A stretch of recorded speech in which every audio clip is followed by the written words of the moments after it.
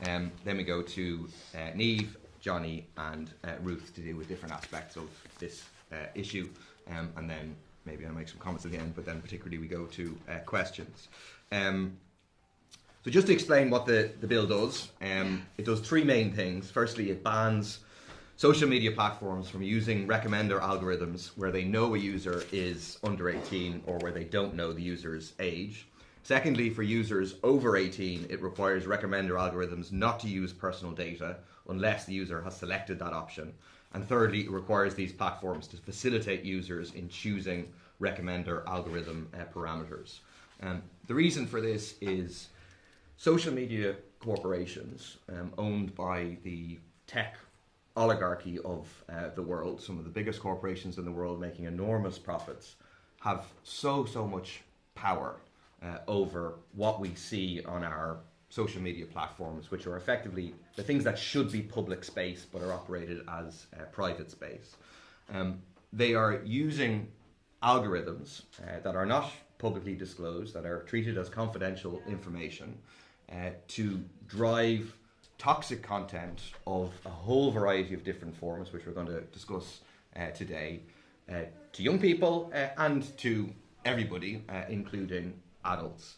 The reason they're doing it is because it's what maximizes profit for them.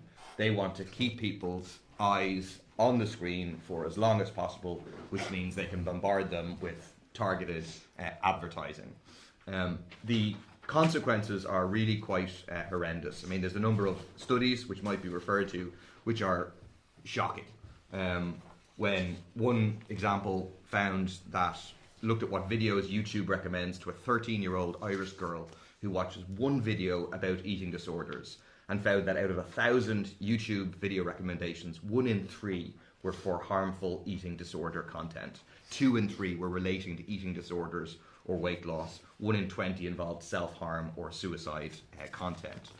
Another study done by DCU set up 10 blank male identified accounts of 16 and 18-year-olds on 10 blank smartphones, and all of them were fed masculinist, anti-feminist and other extremist content within 23 minutes. They didn't seek it out, they were simply fed it by the algorithm. By 2 to 3 hours of viewing, the vast majority of the content being recommended was toxic, primarily falling into the manosphere, alpha male and anti-feminist category. By far the most prevalent of these was Andrew Tate. And this is driving an epidemic of mental health problems among young people, with anxiety, self-harm, eating disorders and online addiction all spiralling. It's impacting children, women, people of colour, LGBTQ plus people who are put at risk by the use of these recommender algorithms in spreading misogyny, racism, homophobia and transphobia. 3/4 of the public believe that there should be stronger regulation of social media algorithms. And last year, Commission na Man, their draft online safety code included a recommendation to turn off recommender algorithms by default, but that was scrapped following lobbying by the big tech corporations whose profits depend upon them keeping people scrolling as much as is possible. So this is in the absence of the tech companies taking any action, any responsibility for the content they are feeding people, in the absence of action by the state. We are introducing this bill to effectively free young people from the imposition of this harmful content without them choosing to go look for it. To be clear, this is not a freedom of speech issue whatsoever. This is about people being force-fed harmful, toxic material. But also, I mean, a lot of the focus on this, understandably, is on young people in the discussion. But adults also don't want to be fed these things. They should have the choice to say, oh, I'm going to opt in to this sort of recommender algorithm. I understand what sort of content this is going to give to me, but they should be able to do so freely and willingly with the terms and conditions laid out very clearly to know what they're signing up for, as opposed to automatically, once you sign up for a social media platform, you're going to be fed this material. I'll hand it over now to Niamh MacDonald from Hope Not Hate. Hope and Courage. Hope and Courage, sorry. That's okay. Good morning. Yeah, so I work for the Hope and Courage Collective. We work with communities, workplaces, institutions across Ireland to strengthen democracy and build collective resilience in the face of rising far-right hate and disinformation across Ireland. Through training, research and support, we help people to stay grounded, resilient and connected as they push back against division and create spaces where everyone can belong. So all people should be safe from toxic, profit-driven algorithms, especially young people. Our online spaces should be like public town squares where there are provisions in place to keep us safe as we socialise, shop and share our beliefs. No matter who we are, where we come from, how we look like or how we identify, we all deserve to feel safe to walk down the street, free from harassment and violence. But the hate that originates online is breaking through into the real world. I just want to give you some examples of the work that we've done between 23 and 2024. The Hope and Courage Collective between 23 and 2024 has conducted over 90 community crisis responses to hate activity in communities. We consistently document a direct line between online hate harassment and real world attacks. These real world attacks are directed towards mainly minority groups in our communities, like Paul referenced. And so we've documented between 23 and 24 a 200% increase in violent actions in our communities. We've reported many accounts to the online social media platforms with very little action taken around illegal content as it's been flagged. And June 24, we documented 127 instances of threats and intimidation against specific people posted online, including live streams targeting people in their homes, harassment, abuse on the street, threats online, from people involved in far-right organising.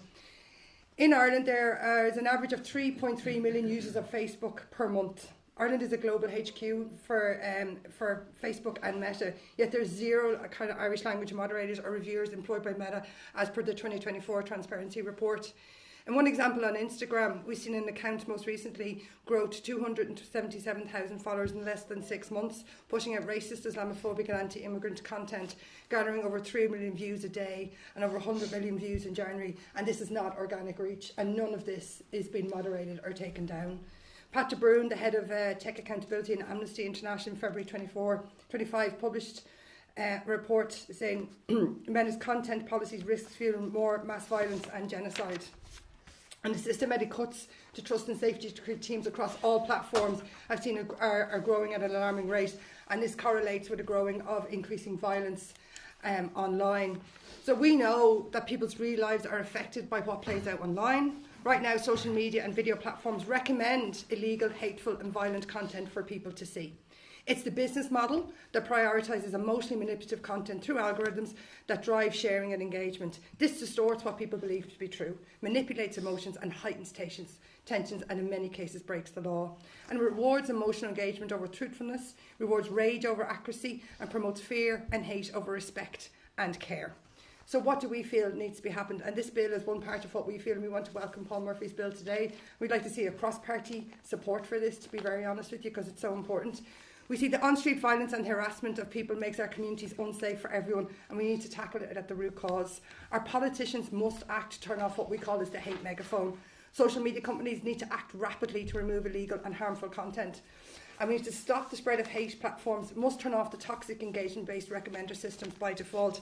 And just to say, this is not a free speech argument at all. You have a right to post whatever you want on social media, but you don't have a right for it to be amplified.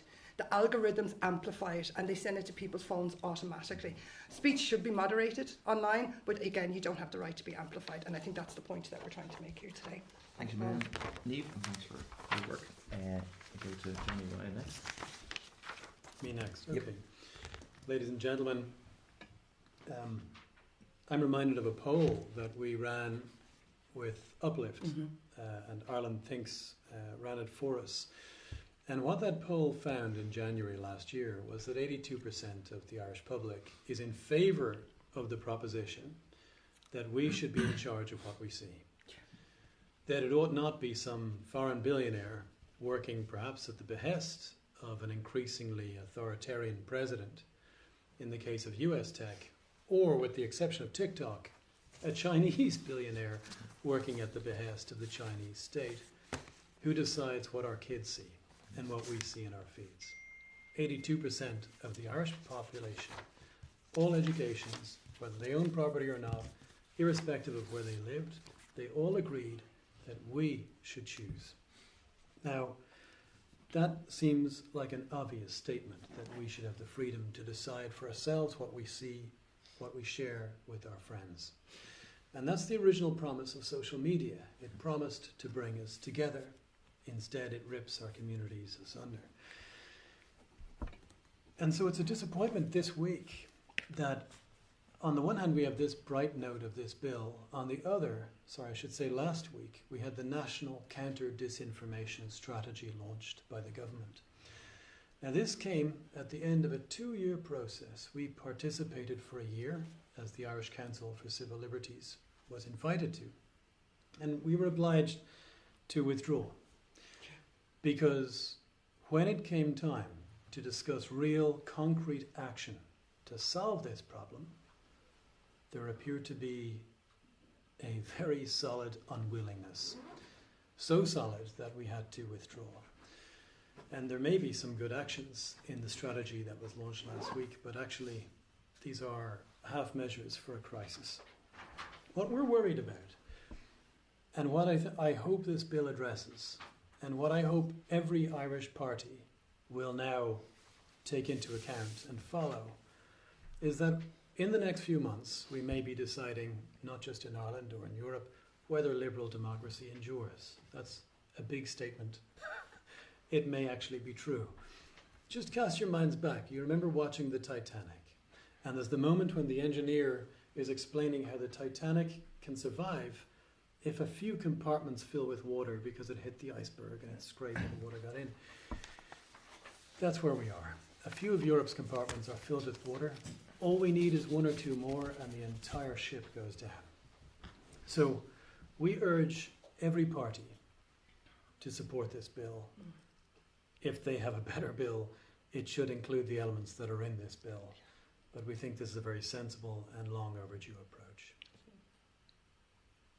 Thanks, Mary Johnny. Ruth. Thanks. So the rise of the manosphere and of violent misogyny are going hand in hand. Traditional views, so-called among males, has risen, particularly among younger men. Women's Aid, for example, did a survey which showed that 54% of men felt control and dominance was key to be a man. 46% felt you shouldn't have to worry about women's opinions or feelings. We're seeing worrying levels of misogyny in society among young men. Andrew Tate, who himself has faced sex trafficking and rape charges, has over 10.8 million followers on X. And he's favourably looked upon by many young men, including young fathers. Men don't come across the manosphere seeking it out.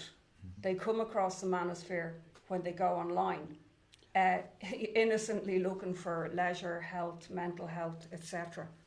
So why has the manosphere been allowed to operate unchecked by states, by governments, with such dangerous consequences for girls, for women, for LGBTQI people?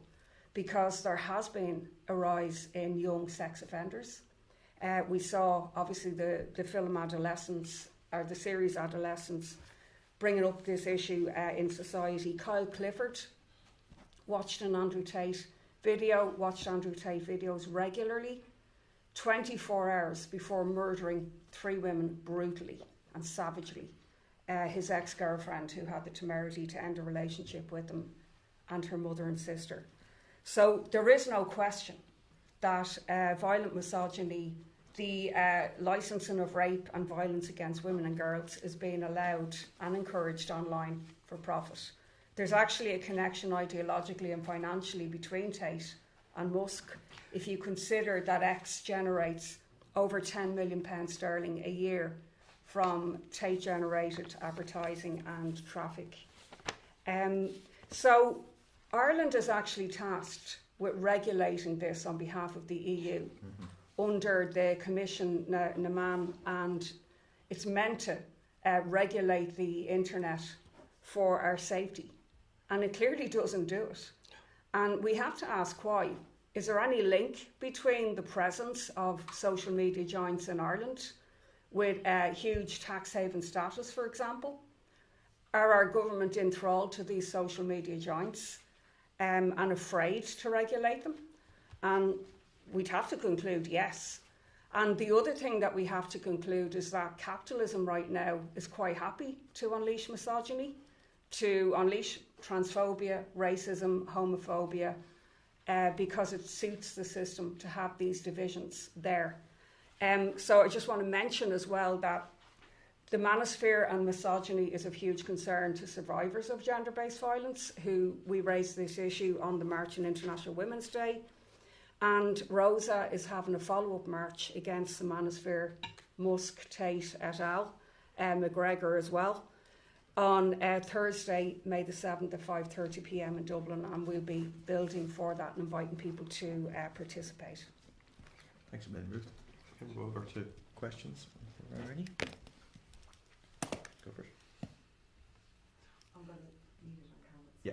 Individually after. Oh yeah, sure, no problem. How much does the film Adolescence enter your consciousness when you were framing this bill?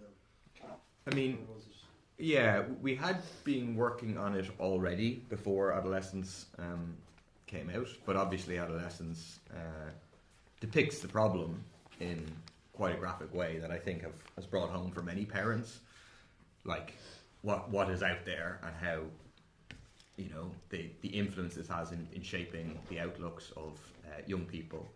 Like the points that Ruth has made about the impact on young men. I mean, it's a striking and international feature of a gender divide politically between young men who are going to the right and young women who are going to the left. And a big factor in that is the promotion of this toxic, misogynistic, transphobic content epitomised by the likes of Andrew Tate. And again, to emphasise, you know, this is not about restricting freedom of speech. It's not about restricting. People want to go and, you know, on their personal social media write something and their friends can go and see it. That's their right to do it. But the fact that these corporations, for profit, and in some cases for their own ideology, are promoting and pushing and force feeding this content to people is having a hugely negative impact. And the idea that, you know, the state and the EU is just going to continue to close its eyes to that and not do anything about it, I think is extremely troubling. And again, speaks to the point Ruth made about the power of these big tech corporations, and at the moment a government that is unwilling to stand up to them at all. I don't know if anyone else wants to add anything on Adolescence or... No. I think obviously the film, or the drama, is bringing up a discussion in society, so that's very welcome. But this issue has been raised for years and years by people, by feminists, by women's groups, etc., and nothing has been done. And there is a danger that this is just another, you know, flash in the pan, and then we move on. So I'll certainly be raising this in the Dáil coming up to the march, and when I have an opportunity. With the Taoiseach, it certainly didn't help that he went and met Trump, who, you know, exemplifies this sexual predator image. And then we had the whole follow-up with McGregor being feted in the White House as well. So I think that this bill is obviously a help. It can only be a part of a pressure point on the government to actually enact legislation to stop really dangerous violence being perpetuated against women and minorities. Anybody else? Yeah, I suppose just a quick overview. I suppose when it comes to like adolescence as well, it's also like the focus was on the boys as individuals and not back onto actual the structures in society that's causing it. And there's a danger in that then, that it's the boys are the problem and not actually the wider structures that we have in society, which is like the role that social media is playing in all this and feeding the algorithms. I think boys are as vulnerable as others to recruitment, to all of this stuff. And we have to look at what do we need to put in place to prevent that. And this is one element of that. But there's also, we have to go right back to the crash of 2008 when we have the cuts to community workers, the cuts to youth workers, the cuts in education. All of these have a massive impact on what's happening in our communities across the country, and you know the lack of supports there for parents, for children themselves. So there is a wider kind of approach that needs to be this. And sometimes I feel that when they say crisis, it sometimes can let the government off the hook, you know. And it's like it's a housing crisis, it's a this crisis, it's a that crisis. And then they put a sticking plaster on things when actually the solutions are there and they need to enact them. And there's money there to do that. And we know that community workers, we know that youth workers, we know that education, it's all part of a wider strategy. And this is about democracy as well. And we can see that it's about who can participate in our democracy, not just in elections, but in our communities and on the ground. So it's a wider aspect of what do we want, our vision for our communities and for our society, and what our values are. And right now the social media companies don't espouse any of the values that we have in our communities or in our society. They espouse them. Well, they espouse what they think. So they do espouse what we want, Johnny, not what they want. I'm not about what we want. They'll espouse any values you Yeah, like them but to. so I think there needs to be approach. Sorry, there needs to be an approach on how do we ensure our children are cared for, are nurtured for, but they have the resilience. And the role that social media is doing is the complete opposite to that. So there's a wider kind of community and societal focus on this, I feel. Thanks a lot.